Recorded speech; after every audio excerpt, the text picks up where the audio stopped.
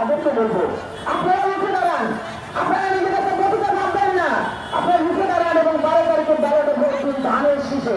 যদি আপনারা ধানের শীষে ভোট দিন তাহলে বুঝবো যে আপনারা এটা প্রতিবাদ করেছেন, আর না যদি না দেন তাহলে ভাববো আপনারা নিজেদেরকে প্রতিবাদ করে স্বীকার করে নিয়েছেন।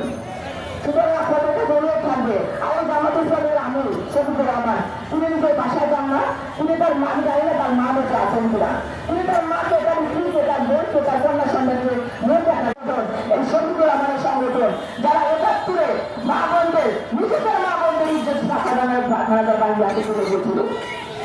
আমরা এই অন্যায় প্রতিবাদ চাই, আমার ক্ষমা চাইবেন যা তিনি ভুল করেছেন, লেখাপড়া করেছি আমরা জানি, সুতরাং ওরা আমাদেরও আইডিয়া আছে। এই শিক্ষা আমাদের দিতে আসবেন না, নারী সমাজ অন্তত দিতে আসবেন না। আমরা সবাই জানি এই নারী সমাজের সাথে আমাদের ভাইয়েরা, বাবারা, আমাদের সন্তানেরা জেগে উঠেছে এবং তাদের বাংলার মাটি থেকেই তুলে দেওয়া হয়েছে। যেমন করে আওয়ামী লীগকে তুলে দেওয়া হয়েছে, ঠিক এইভাবে তাদেরকে বিতাড়িত করতে হবে 12 তারিখের ভোটের মাধ্যমে, বলনের মাধ্যমে।